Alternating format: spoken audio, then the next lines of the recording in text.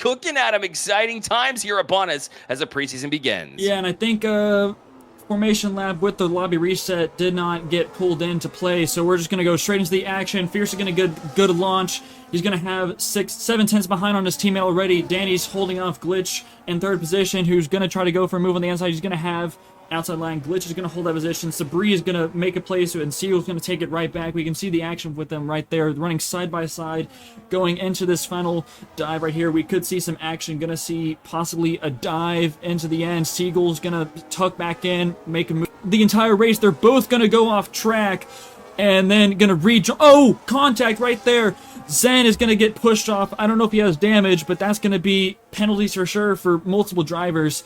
Sabri's going to keep fourth position. He's going to have DRS, and now Zen has dropped down a position. Grisbean is now in his second, and Sabri is going to get a 10-second penalty for corner cutting on that incident right there. So now Seagull gained the position right back.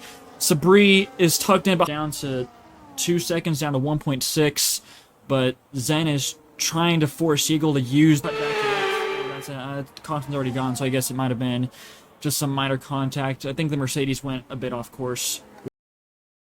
In that clean air, so he doesn't have to wear down the tires too much. And Fierce is going to pull into the pits, I believe, so Danny's going to take the lead of the race.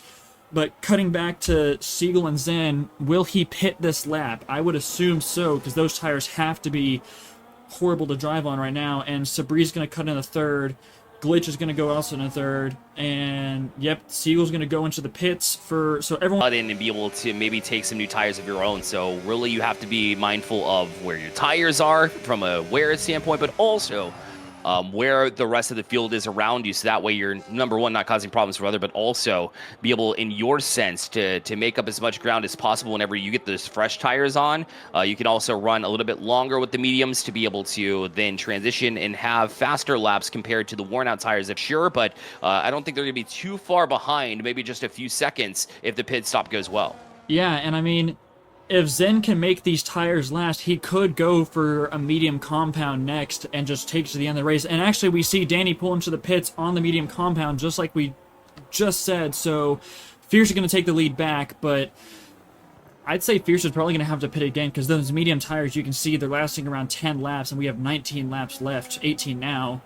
But I'd say if Fierce has to pit again, Danny holds the lead on the hard tires. Going to see some interesting battles towards the end. Glitch is going to pull back ahead of Sabri. Right now, I haven't caught any of the lap times either. So, Adam, if you've seen anything there too, I'm very interested to see where we are as far as where we were compared to qualifying. Yeah, I think I can switch over here. Yeah, we're running 34's here. He's going to go for a move on the inside. And also, I want to take a note that Sabri looks like he served that 10 seconds during his pit stop, so he's got no penalty. Again, we watched Danny in P2. Also, as far as the interval goes, we're just kind of eyeballing that.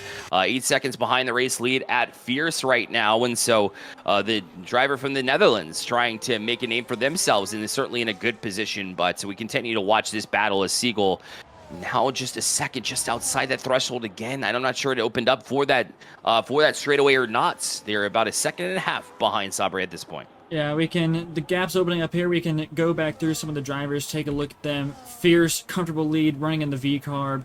Beautiful livery to run. Bahrain at night is also just a great track to look at. So he's got a comfortable gap. You can see his teammate coming into turn one, so you can tell he's got a pretty solid gap behind. Going down the order to Danny, who's in P2 right now, running the hard compound. Then we've got Glitch in P3. Fierce just has to run clean laps here at this point in time. He's on the mediums, got 8 laps on them, but still maintaining a 6-second lead here on Danny, who is on the hard compounds. So they're only 6 laps in, so they've not only less wear, but they're also built for longer time periods. So that means Danny's certainly in a good place to be able to make up some serious time. So I'm wondering if it's even favors Fierce to stay out there for now, or whether they want to toss on the hard sooner rather than later to be able to get out there and challenge, run on fresher tires here and maybe create more of a gap. But there's still somehow, even though they have 9 laps on the mediums versus the 7 of Danny there on the hards, still being able to open that gap and keep it consistently between a 6-second and a 6.5-second interval. Right, and we can actually ride on board with him real quick. As you can see, consistency is the greatest thing you can have as a racer, and that's what Fierce has right now. Just, you can see him constantly smooth in the corners, smooth in, smooth out, you know, taking this, using the full track, and that's what's keeping him ahead of the rest of the field right now, as he has the, I wouldn't say the worst tire, but definitely not a tire that's going to take him to the end of the race. But you can see he's opened the gap up to his teammate behind by almost a second since we last talked about it already. And there's something to be said about, you know, having a passion for F1 since you were 5 years old. You know, when we talk about a driver that's really dedicated to the cause and looking to improve themselves over time, you know, the best way to get really good at something is by, at a young age, when your brain's still developing, being able to take in notes and know your passion, know your love, and be able to get into things. This is his first league race on this game, and you would never know it because of just how much experience they've been able to kind of take in from life standpoints, and just watching some of the best drivers will certainly rub off on you, and that's why you get to the point that you do here there too. But look at that danger. Grisbean had to peel off of that challenge altogether because they were being pulled into the pits, so that's going to give Danny the new lead of the race, and looks like Toro's a lap down, so not the best start for him. But again, we start the season, and not next week, we're going to have a break next week, but then we're going to come back in 2 weeks to have the season opener in Melbourne. So Danny is going to take the lead of the race, and I think he's probably going to hold on to this because he probably won't need to pit again. Yeah, so now we just keep eyes on Fierce, right? Because we knew that they had to pit at some point in time to try to make up ground, and they'll have the fresher tires for an extended period of time. They're going to eventually get old as well, so as long as Danny can stay out there, they might be good to go here. Fierce will definitely be cutting into this lead. You'll see it kind of tick down, so it's like, can you last for those 9 laps? As 9 laps is certainly more than enough time to make up 17 seconds, especially the way that Fierce has been racing. So that's going to be something to eyeball here if Danny can stay out, if it's possible. If they start losing grip, you know, you might be all by yourself. You might have some clean air, but it might spell trouble if you try to go this extended version here. But it's something that we'll yet to see here, Adam. All right, and you can see, gonna run to a second screen real quick, enough to take him to the end, but he's definitely gonna be trying closing that lap. We have 17 seconds, so lots of gaps between. We can kind of see the gaps to the leader right now. Danny has a pretty solid lead to anyone behind.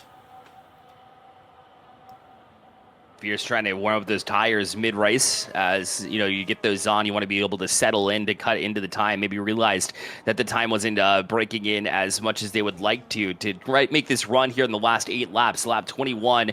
So we're really pushing towards sector 3 of this race, if you will. Definitely pushing towards the tail end here too, but yeah, big gaps for sure. 17 seconds all the way back to Fierce, and then another 30 seconds or so, maybe just under, back down to Mr. Glitch, who's been steady very quietly on the podium thus far. But there is a bit of a chance here for Sabre or Arslan to really close in that gap too, as they're not too to try and jump into it. But here comes Danny on the pit lane, so they will actually have to make that last pit stop, and because of that, they'll be out here about 5 seconds behind Fierce, who will regain the race lead.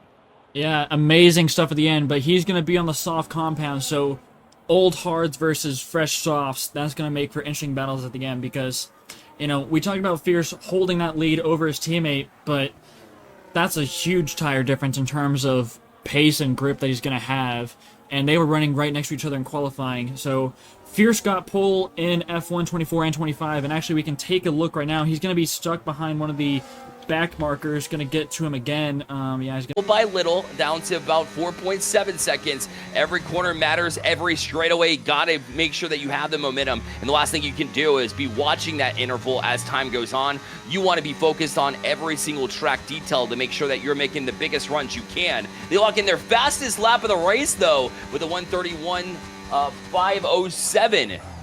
I believe that was. Fingers as the interval is now down to 2 seconds with, again, just 4 laps left here on this one. It's under 2 seconds now as they roll down this one. A great run, and they might be picking up on DRS pretty soon, sooner rather than later, as they're only 2 laps into the soft tires. And as those hards wear on, they're only going to get slower and slower. Meanwhile, Danny's getting faster and faster. He's under 131 with the 134.16. This is a great time to start running great laps. Yeah, he is. We kind of didn't look at them at the start because Fierce had that gap, and then they kind of all ran in their own direction. A bit of a slip up right there, but he's going to get it right back. But yeah, we kind of didn't keep an eye on them at the start because they were running in their DRS range. Is it going to be in the detection zone? I don't think it was. We can check to see if he gets it open. No, he does not. So Danny's going to watch his teammate move over to the right side of the track, cut back across. Fierce is definitely watching a bit more right now, but he's going to have the DRS right here because he was within that second, so he's going to get the DRS open. Let's see if he does, and he does, so he's going to be closing that gap even more, probably using an ERS. You can see it on his wheel at the bottom right there. He's got about 20%. Plenty of opportunities to do here at Bahrain. Yes, I think we could see a move in a turn 1, and honestly, if this move doesn't work out for them, Glitch is going to try to close in that gap, I'd say. 37 seconds, but if anything goes wrong, Glitch is going to pick up on that and make a move for the end. You can see they're closing in on one of the back markers right now, which is going to make for even more interesting racing. He has DRS, he has ERS. Can he get the move done? Is he going to make a move into turn 1? He is not. He's going to tuck in, probably go back to the next DRS straight, which is coming up right here. He's going to have a better exit. Yes, he does. Going to be right on the line. DRS is open, following his teammate, getting in the slipstream. His team is going to try to break the slipstream. He's going to follow it, and I think he's being really patient about where he's going to make his move because he knows what kind of a racer Fierce is, and he knows his teammate well. Yeah, last thing you want to do is give Fierce that DRS directly back and then have him make a run and be able to kind of run away with it. And so that could interrupt this kind of battle we see going on. Hopefully the backmarker moves out the way in time, but you know, there's some points of the track where there's just nothing he can do, and Danny's going to have a bit of a spin. Not sure what happened there. Gap's opened up to a second. Won't have the DRS right there. Oh, he does have the DRS. So, final lap of the race, and we're going to see these two teammates started on the front row, going to finish on the top steps of the podium, but the battle now is going to be for who's going to finish on the top step, who's getting that trophy, and who's going to get the first win of Speedzone F1. Yeah, you saw him trying to think about the outside, but now your options are being limited. You had plenty of chances to try and make this run. Is it here? Tries the outside, but then it's blocked again by Fierce. And now he has to try to work around him too. But now with a couple of turns around before you get to the 7-8 turns too, and it goes a little bit wide, but not able to make up ground. Now tries to get that run and had a little bit of speed, but still slipping on these softs as he's losing traction now. We talked about how the desert can be this way and how it can be rather difficult, but they make the run. It should be DRS open again. They are under the 1 second interval, so the run should be inevitable as they now make their way down to turn 11. You still have the back runners that are going to play a factor here on this final lap as well. They've closed into this too. Lots of traffic in front. Fear has to be able to navigate that as well as he looks to push into the second to last corner. They do get out of the way respectfully. There's one left, but I don't think they're going to matter either. Gap is still a half second away.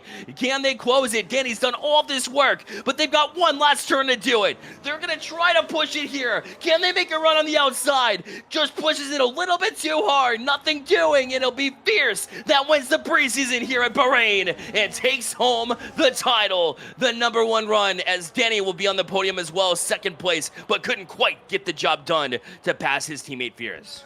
That was amazing stuff towards the end of the race, and we can see Glitch now going to finish on that third step of the podium.